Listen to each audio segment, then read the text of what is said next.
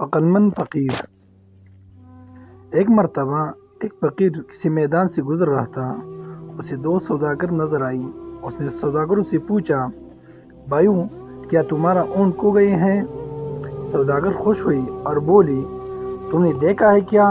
فقیر نے کہا، کانا تو نہیں تھا اور دائیں پیر سے لنگڑا تو نہیں تھا۔ ان سوداگروں کو یقین ہو گیا کہ اس نے اونٹ دیکھا ہے، لہذا اس سے معلوم کیا جائے۔ وہ کہنے لگے، بھائی، یہ حقیقت ہے کہ وہ کانا اور لنگڑا تھا، مگر وہ گیا کہاں؟ فقیر نے اس لہجے میں کہا، آگے والا دان ٹوٹا ہوا تو نہیں تھا؟ سوداگر جلدی سے بولے، یہی جناب، یہی۔ اللہ کے واسطے پتہ بتا دو، کہاں دیکھا تھا؟ فقیر نے ایک مرتبہ پھر اسی انداز میں کہا۔ ایک طرف شہد کے ڈبے اور دوسری طرف گندم کی بوری لدی ہوئی تھی۔ اب دونوں کو پکا یقین ہو گیا۔ کہنے لگے، فقیر بابا، آپ جلدی سے ہمیں چل کر بتائیں کہ اونٹ کہاں ہے۔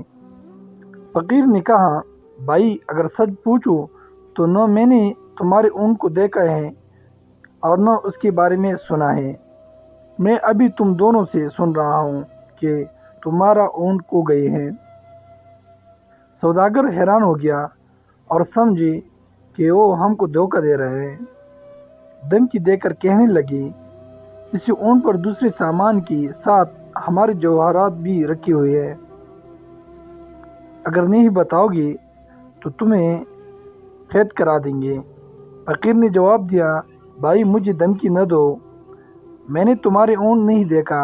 اس پر سوداگر فقیر کو پکڑ کر قاضی کے پاس لے گئے۔ قاضی کو بھی فقیر نے وہی بات بتائی۔ جب تم نے اونٹ دیکھا ہی نہیں تو اس کے بارے میں اتنی صحیح باتیں کیوں کر بتا رہے ہو؟ قاضی نے تعجب سے پوچھا۔ فقیر نے مسکرا کر کہا، قاضی صاحب،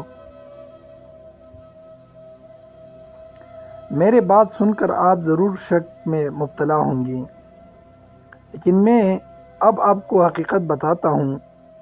جب میں گھر سے نکلتا ہوں تو آنکھیں کھلی رکھتا ہوں۔ آج صبح میں ایک جگہ سے گزرا تو میں نے دیکھا کہ ایک اونٹ کے پیروں کے نشان تو موجود ہے، لیکن کسی آدمی کے پیروں کے نشان نہیں ہے، جس سے میں سمجھا کہ یہ اونٹ رسی توڑ کر بھاگا ہے۔ پھر دیکھا تو ایک پاؤں کی نشان تھی ہی نہیں۔